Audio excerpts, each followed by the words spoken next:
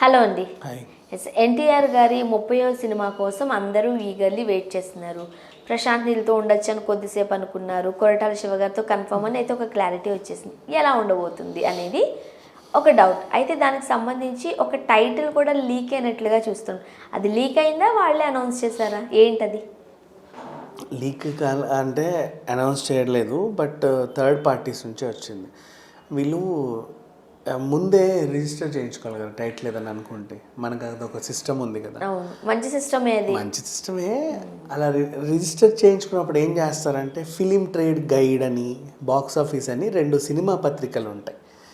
Only cinema ఆఫీస్లకు మాత్రమే వెళ్తాయి. ప్రొడ్యూసర్స్కి, డైరెక్టర్స్కి, డిస్ట్రిబ్యూటర్స్కి, cinema ఆఫీస్లోకి వెళ్ళే 2 పత్రికలు. ఒకటి ఫిలిం ట్రేడ్ గైడ్, ఇంకోటి బాక్స్ ఆఫీస్. టీఆర్సీసీ వాళ్ళ పత్రికలు కూడా 1-2-3 ఉన్నాయి. సరే, మిగతా పత్రికలు వదిలేస్తే వీటి గురించి ఎందుకు మాట్లాడతానంటే, దీంట్లో లాస్ట్ పేజ్ ఒక అటు ఇటుగా ఈ వారం మా ఆఫీస్ డబ్బాలో నామోదైన టైటిల్ ఇవే అని చెప్పేసి ఆ బ్యానర్, ఆ టైటిల్, ఆ ప్రొడక్షన్ సంస్థ, ఆ టైటిల్, అంటే ప్రొడక్షన్ సంస్థ ఆ టైటిల్ వేసి పెట్టుకుంటారు. వాళ్ళు ఎందుకు ఇచ్చుకుంటారు అంటే ప్రూఫ్ లాగా. ఇప్పుడు మనకి ఏదైనా ఉంటే లీగల్ నోటీస్ అని పేపర్లు వేసి ఉంచుతాం కదా, మేము ప్రకటించాము అని. అంటే ఆ ప్రకటనకి తర్వాత ఎవడన్నా వచ్చి ఈ టైటిల్ నాది అంటే చెల్లదు. ఇంకా ఆ ప్రకటన లాగా చేస్తారు. కానీ ఆ ప్రకటన కాస్త ఏమవుతుందంటే ఒక లీకేజ్ లాగా అయిపోయింది. అంటే అయితే అతివృష్టి లేదా అతివృష్టి, నవ్వాలో ఏడవాలో అర్థం కాని పరిస్థితి ఇది. ఈ రకంగా దాంట్లో ఫిలిం ట్రేడ్ గైడ్ అనేది ఉన్నప్పుడు చూశారు. ఈ వారం ఈ బ్యానర్ ఏమో ఆ టైటిల్ ఒకటి రిజిస్టర్ చేసింది. దేవరా అనే టైటిల్ రిజిస్టర్ చేశారు వాళ్ళు. దేవరా ఏంటి, ఏదో కామన్గా విన్నట్టే ఉంది అన్నట్టు కొంతమందికి అనిపించింది. ఎందుకు అంటే ఆ బాహుబలి సాంగ్లో కూడా ధీవరా ధీవరా ధీవరా అని ఎక్కువసేపు విన్నారు.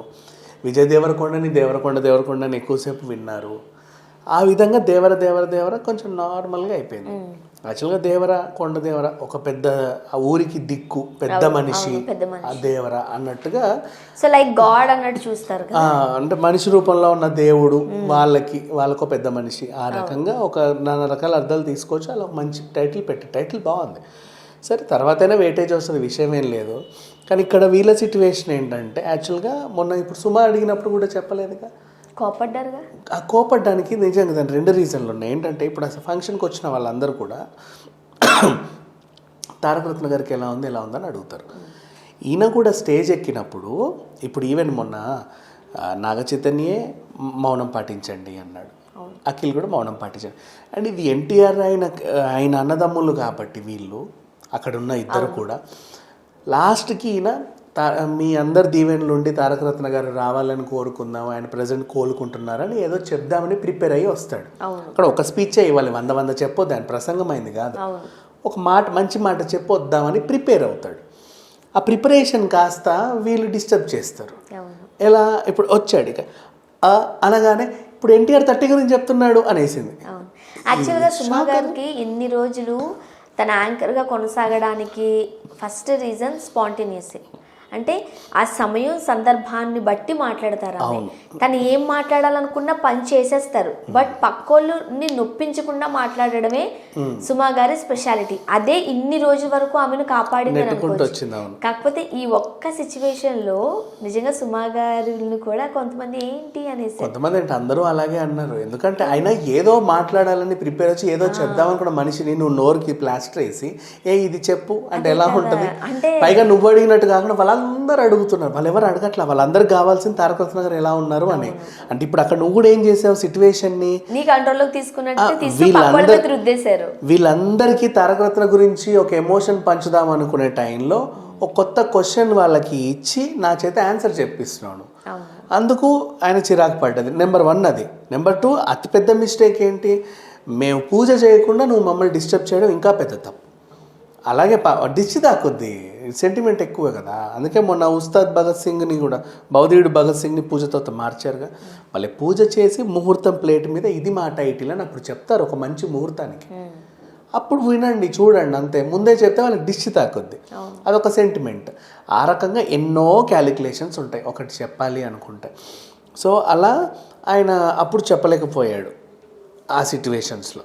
కానీ ఆ టైంలో ఏమైందంటే ఇక తప్పక చెప్పాల్సి వచ్చి సినిమా గురించి అప్డేట్స్ లీక్ అయిపోయాయి. చచ్చినట్టు చెప్పాల్సి వచ్చి చెప్పేశాడు, ఈ నెలలో పూజ ఉంటుంది, నెక్స్ట్ నెలలో అలా ఉంటుంది, ఆ టైంకి రిలీజ్ చేస్తున్నాం, ఇది సంగతి అని చెప్పేశాడు.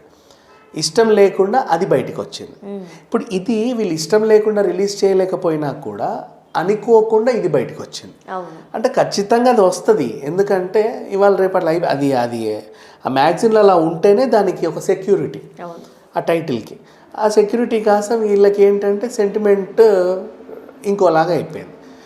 సో అనుకున్నారు, సరే ఇదేంటో టైటిల్ వెళ్ళింది, పోనీ మళ్ళీ ఏమన్నా మారుద్దామా అంటే దీన్నే చాలా లెక్కలేసి చూసి ఏదో రకంగా పెట్టుకున్నాం సెంటిమెంట్గా. మార్చడం ఏంటి, పోనీ దీన్ని జనాలకు వెళ్ళిపోయింది ఆల్రెడీ, దీన్ని ఏం చేయలేము, పోనీ దీన్ని బరువునే మెయింటైన్ చేస్తూ మనం ఏదో ఒకటి చేయాలి. ఇంకోటి ఏంటంటే జనాలకు ముందే తెలిస్తే వీళ్ళకి ఇంకో మైనస్ ఏంటంటే వెంటనే ఈ పిల్లలందరూ ఎడిటింగ్ పిల్లలందరూ కూర్చొని దేవరా అని చెప్పి రకరకాల టైటిల్స్ చేసేస్తూ ఉంటారు. అందులో ఏది ఒరిజినల్ తెలియదు, ఏది డూప్లికేట్. పాపం వాళ్ళ అభిమానులే, అది తప్ప నేను అనలేను. వాళ్ళ అభిమానం అంటే వెంటనే అది నీట్గా డిజైన్ చేసి ఎన్టీఆర్ ఫోటో వేసిన వాళ్ళ అభిమానం ఏదో రకంగా చూపించుకోవాలి, వీళ్ళ మొహాలు కూడా వేసుకొని పెడతారు. కొంతమంది అయితే ఇంకో 2 అడుగు ముందుకేసి అసలు ఇదే ఒరిజినల్ టైటిల్ అని బ్యానర్ పేరు, ఆ పేరు, ఈ పేరు చేస్తారు.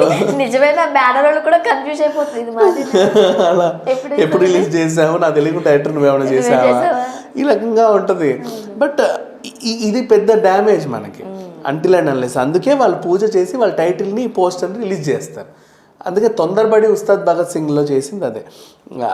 ఈ రకంగా చూసుకున్న డ్యామేజ్ అయితే జరిగింది ఏదో రకం. కొరటాలకు బాధ ఏంటంటే ఆల్రెడీ ఆచార్య టైంలో ఏదో అయ్యింది, దానికి తర్వాత కొంతమంది నన్ను అన్నారు, కొంతమంది నాకు సపోర్ట్ చేశారు.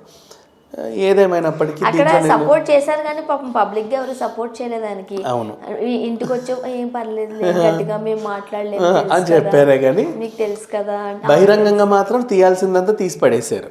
సో ఆయన మళ్ళీ దాన్ని కాపాడుకోవాలి, అండ్ పైగా ఎన్టీఆర్ గారు ఆయన్ని నమ్మి ఆయన ప్రొడక్షన్ చేస్తున్నాడు, అది కాపాడుకోవాలి.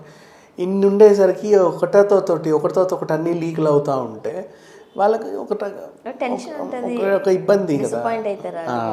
అదే సో ఎలానూ దేవరాన్ని బయటకు వచ్చింది కాబట్టి ఇంకేం ఉంటుంది కథలో, ఊరికి ఎట్లాగా ఆయన పెద్ద దిక్కుగా ఉంటాడు. ఇప్పుడు అది ఒక సముద్ర బ్యాక్గ్రౌండ్లో పోస్టర్ రిలీజ్ చేశారు. మేబీ కొంచెం ప్రభాస్ది మన ఛత్రపతి తీసుకున్న అక్కడ అందరికీ ఆయన కింగ్ లాగా పెట్టారు.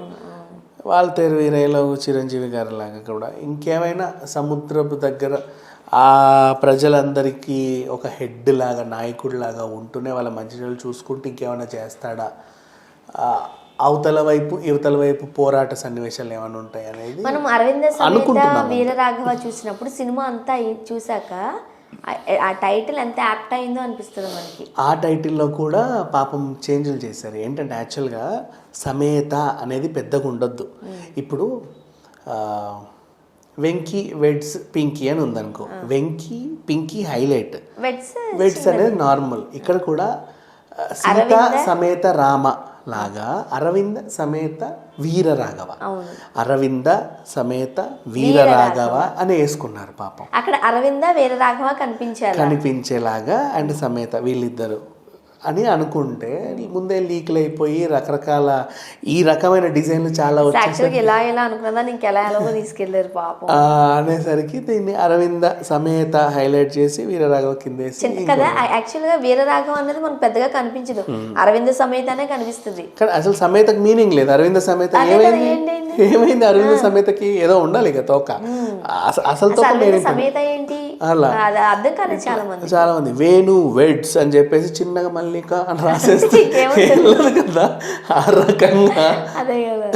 సో అలా సెట్ అయిపోయింది. సరే ఏదో రకంగా పోనీ వాళ్ళకి మళ్ళీ అది ప్లస్ అయింది పాపం, సినిమా బాగానే ఆడింది. ఎందుకు వీరరాఘవ అరవింద సమేతతో వచ్చాడు. సో మనకు అది కథ అంతా లింకప్ లో చెబుతానే ఉంటారు. సో అట్లాగే ఇప్పుడు దేవరాకు వచ్చేసరికి ఏముండబోతుంది, సముద్రాన్ని చూపించారు రైట్. ఇప్పటి వరకు చూడని ఒక కొత్త కోణాన్ని ఏమన్నా మనం జూనియర్ ఎన్టీఆర్ గారిలో చూస్తున్నామా అంటూ చూద్దాం right. Thank you so much.